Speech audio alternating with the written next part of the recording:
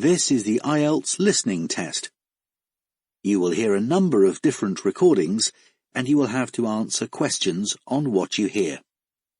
There will be time for you to read the instructions and questions, and you will have a chance to check your work.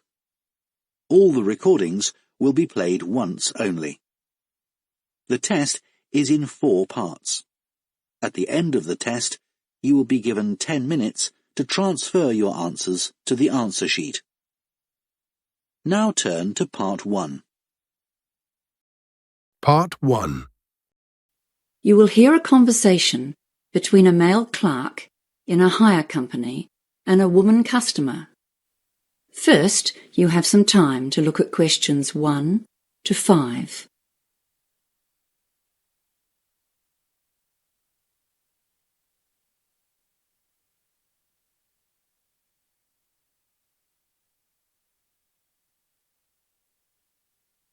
Now we shall begin.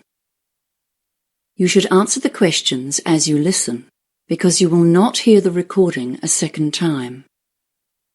Listen carefully and answer questions 1 to 5. Hello, welcome to Harry's Hire Company. How can I help you? Oh, hi, yes.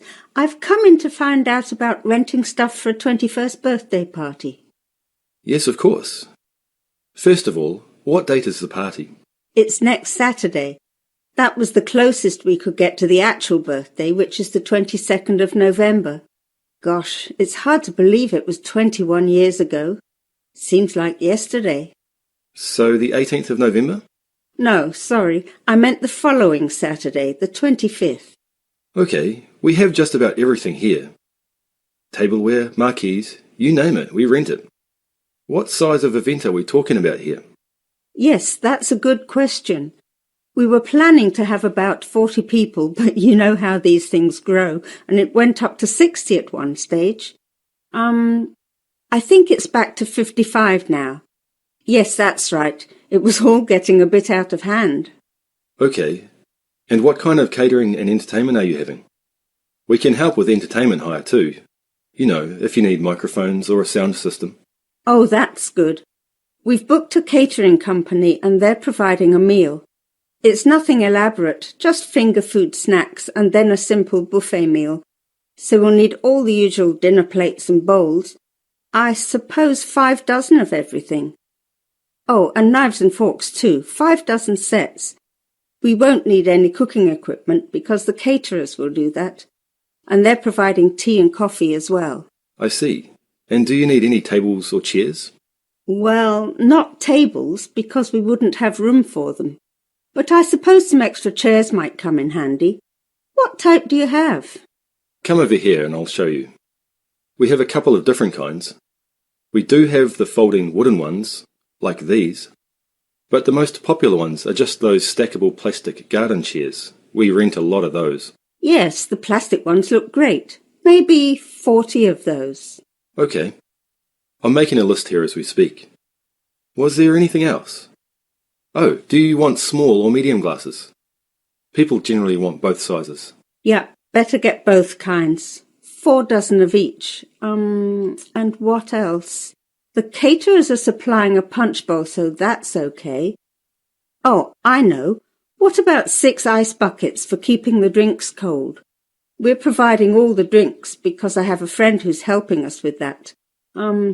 I suppose this is going to get very expensive. Before you hear the rest of the conversation, you have some time to look at questions 6 to 10.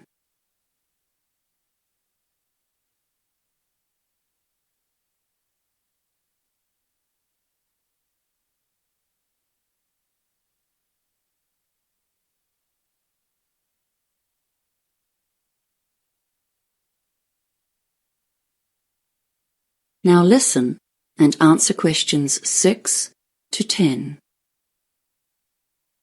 Well, let's talk about our packages and rental deals. Firstly, what day do you want to collect the equipment? Oh, I'm not sure. Does that make a difference to the price? Well, the weekend package deal is to pick up after 5 p.m. on Friday and drop off before 10 a.m. on Monday. That will be $1,600 plus tax.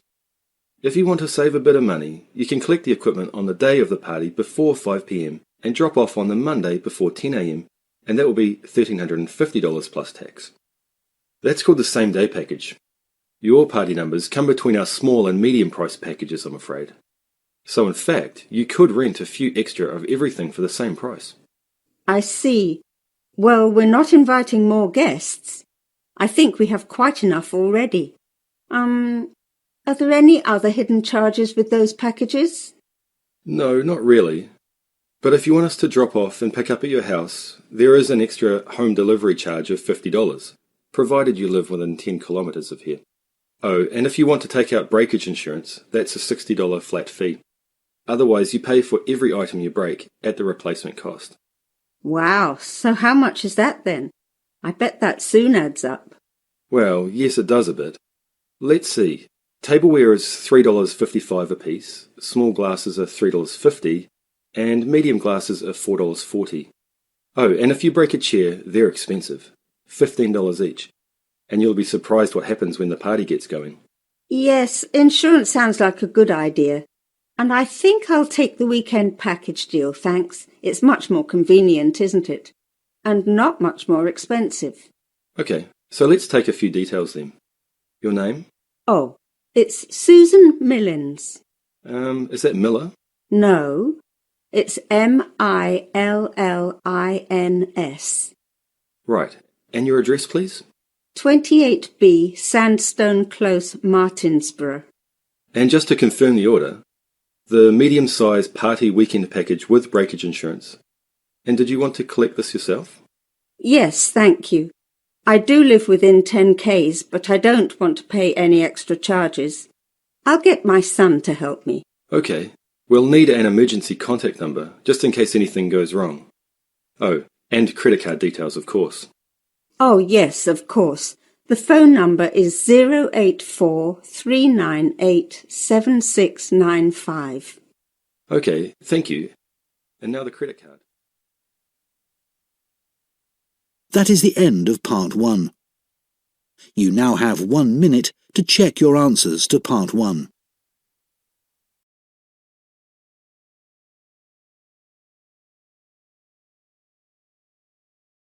Part 2. You will hear a project manager talking to voluntary workers about the tasks that need to be done. First, you have some time to look at questions 11 to 14.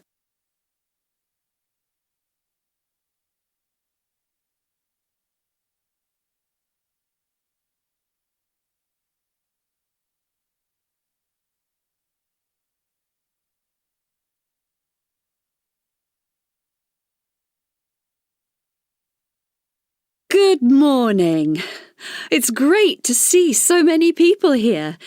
Thank you all very much for coming. Well, as you know, the community gardens at Hadley Park are really not looking as good as they should. Quite bad, really. And although the local council has a budget to deal with some of the problems, we do need volunteers for other tasks. If you don't mind, I'm going to divide you into 2 groups. So everyone on this side of the room is Group A, and the rest of you are Group B. So, Group A, there are a couple of things we'd like you to help with. First of all, don't worry about any litter or empty bottles you see lying about.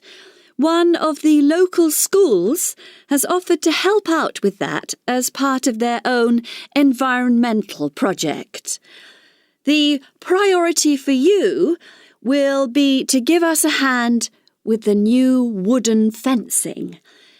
It needs constructing along parts of the bicycle track, as there are parts which have now fallen down or broken, as I'm sure you've seen.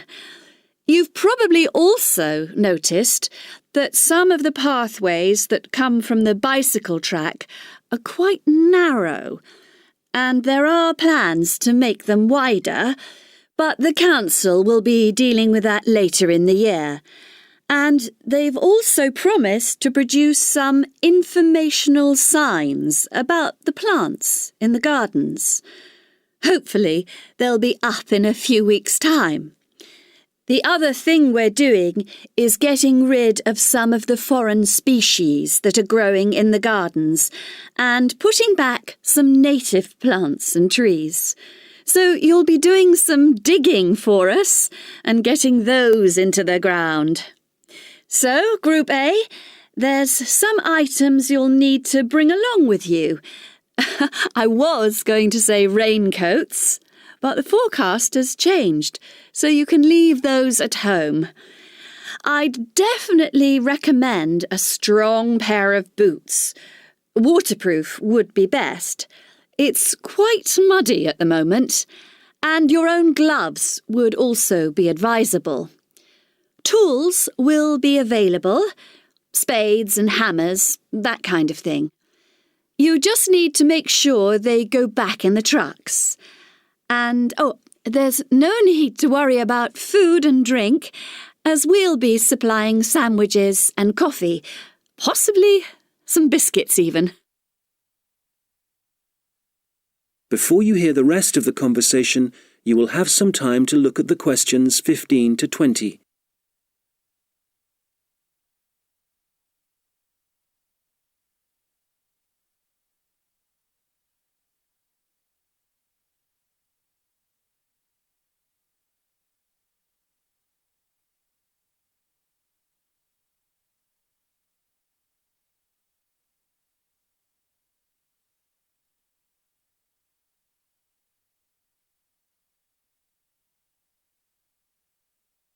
Now listen and answer questions 15 to 20. OK, Group B, your turn. Does everyone have a copy of the plan? Oh, great. OK. We'll all be meeting in the car park. That's on the bottom of the plan. See? Now, if you've been assigned to the vegetable beds, to get there, you go out of the car park and go up the footpath until you reach the circle of trees. There they are, in the middle of the plan. And you see that the footpath goes all the way around them.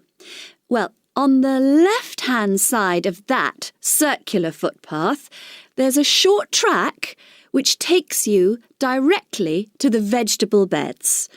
You can see a bamboo fence marked just above them. All right?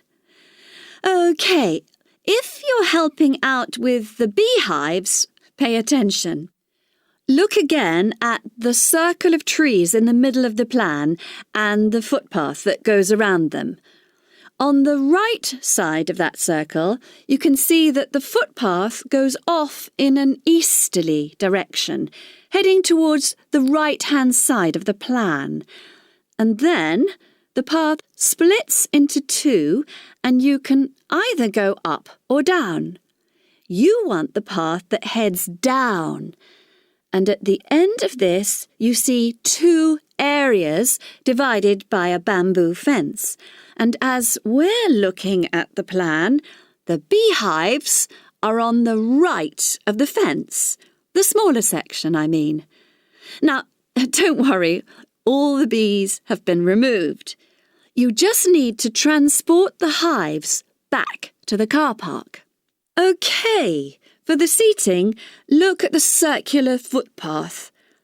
At the top of it, there's a path that goes from there and takes you up to the seating area, alongside the bicycle track, and with a good view of the island, I suppose. OK, if you're volunteering for the adventure playground area, let's start from the car park again and go up the footpath, but then you want the first left turn. Go up there and then you see there's a short path that goes off to the right. Go down there and that's the adventure playground area, above the bamboo fence. That fence does need repairing, I'm afraid. Right, what else? Oh yes, the sand area. we've got that circular footpath in the middle. Find the track that goes east, towards the right-hand side of the plan, and where that track divides, you need the little path that goes up towards the bicycle track. The sand area is just above the bamboo fence there.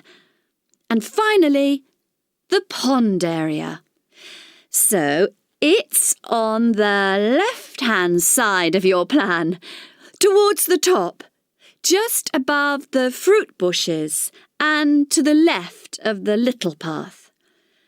OK, as I said already, hopefully we'll be... That is the end of Part 2. You now have 30 seconds to check your answers to Part 2.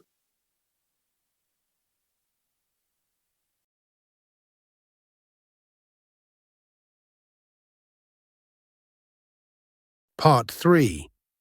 Maria is a student at university. She has handed the first draft of an essay to her tutor. The tutor has read it, and now they are discussing ways the essay can be improved. First, you have some time to look at questions 21 to 25.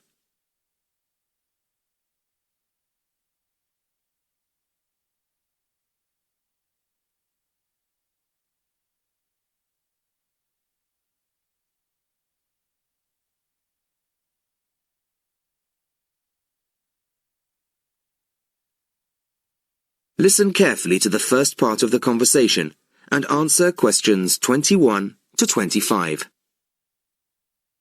Well, Maria, I have to say I was quite impressed by your essay. It's a big improvement on the last one. Really? I'm glad. I put a lot more work into this one. I really spent ages on it. And it shows. You've addressed most of the problems I pointed out last time. In particular, the style and language are much more appropriate for an academic essay. So that aspect is okay? Absolutely. If you carry on like this, you shouldn't have any significant problems in that department. That's a relief. I've been quite worried about that, although I've been reading a lot of other essays to try to get the right style. Well, I'd say you've been successful. There are just one or two minor things you could look at. Your punctuation's quite basic. It's really just full stops and commas. And parentheses. Brackets? Yes, brackets if you prefer. In academic writing, these are best used only occasionally, if at all. You use them rather too often. Okay, I see. And I'm sorry to mention it, but your spelling... I know, but I'm working on a foreign computer. The spell checker doesn't work for English. Are you sure? Have you tried changing the setting to English? No, I haven't. Well, I should see if that's possible. I haven't marked you down this time, but, well, some of my colleagues are a bit old-fashioned about spelling. I'd try to get that sorted out if I were you. Okay, I understand. I'll try to change the setting. Before you hear the rest of the conversation, you have some time to look at questions 26 to 30.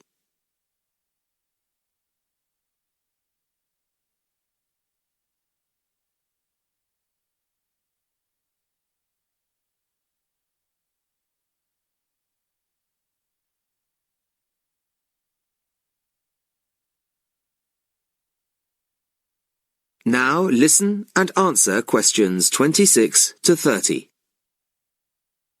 The only major problem I have with the content of your essay is the introduction.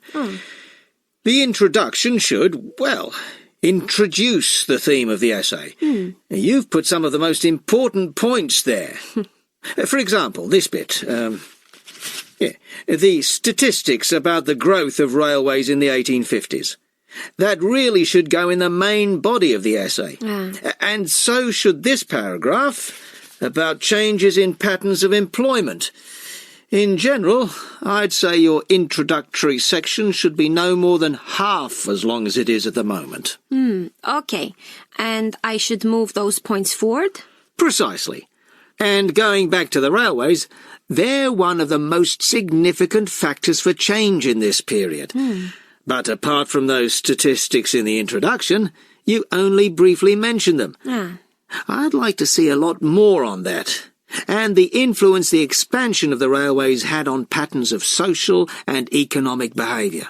You mean how with the railways people could travel to find work and could meet people from other areas? Exactly. Then in the midsection, well, it's not a big thing, but this quotation from the Times. You think it's too long? Well, you said it. I couldn't think of a way to shorten it. Do you think it's really necessary? You mean I could just get rid of it? Yes. You've already made the point and backed it up with other evidence. The quotation's redundant, really. Okay, well, that'll be easy. There were various other minor points, which I've noted in the margins. You can look at those later. But moving forward to the end here, I wasn't quite sure what this meant. The final paragraph? Yes. Are you saying that, on the whole, the changes of the mid-19th century tended to improve the lives of ordinary people or not? It's not very clear. It's not? No, it isn't. I'd add a few lines clarifying your position. Okay. When do you want the final draft? No, the end of term will be fine. But there was just one other thing, the bibliography. Did you really read all these books? No. Just the books you actually consulted will be fine. You don't need to include everything ever published on the subject. Right, okay. Thanks. Bye. Goodbye. That is the end of Part 4. You now have 1 minute to check your answers to Part 4.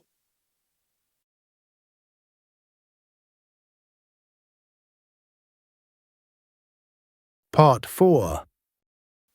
You will hear part of a lecture about factors you should consider when creating advertising materials and the effects they can have on your product sales. First, you have some time to look at questions 31 to 40.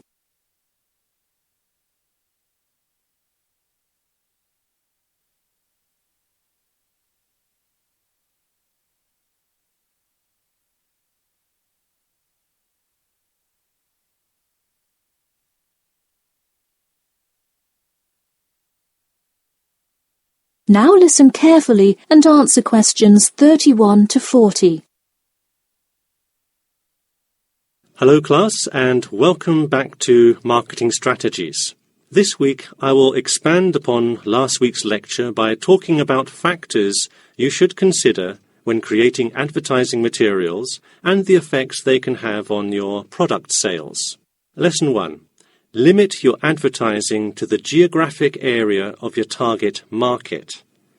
Though you may have a product that people want in a large area, the distance that customers are willing to travel is a significant factor in their choice of where to purchase that product.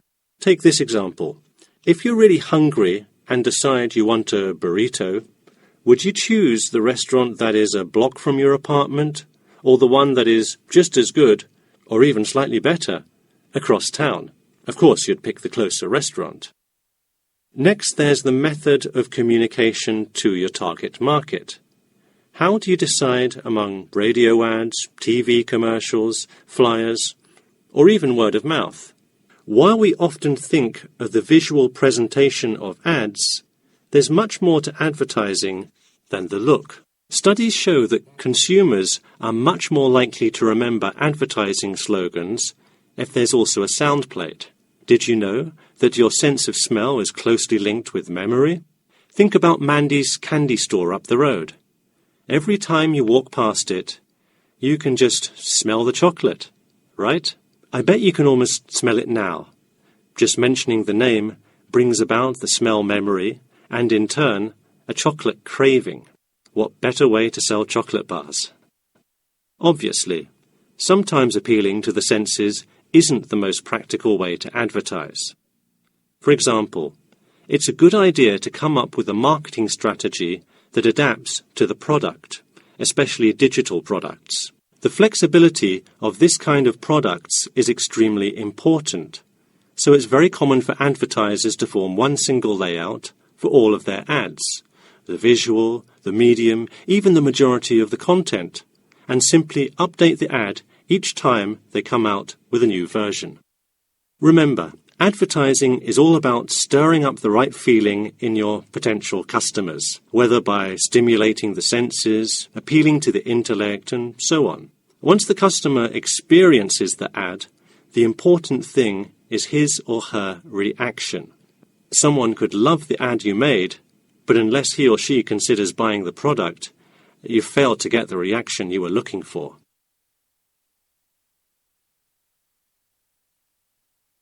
So once you have successfully reached your target customer, and you have his or her business, often you will want to expand to a larger market. More often than not, the same marketing strategies you used in your small campaign may not work for a larger audience. The larger you scale your product, the more factors you must consider. For instance, Apple operates worldwide, so they must tailor their advertising for each market they enter. Often you'll see Apple ads on international flights that appear not only in English, which is the lingua franca of most regions, but also in the native languages of the majority of passengers. I travelled to Russia last week, and it was really interesting to see the same Nike ad that I've seen 100 times, except this time it was in Russian. Okay, going back to the medium of the advertisement, even after choosing to create print ads instead of radio announcements, television commercials, etc., there is more to consider. If you print your ad in a newspaper, it will be read by a far different audience than if you print your ad in a popular magazine. Would you put an ad for the new Justin Bieber album in a newspaper? Probably not, because that product is most suitable for youths. Let's face it, do you know anyone under the age of 25 that buys a newspaper? No. Now let's try a few strategy exercises. Imagine you're a company that is aiming to improve the environment by making products that reduce human waste. How would you advertise your product? Clearly it would send the wrong message if you put up flyers or other materials that cause lots of waste paper.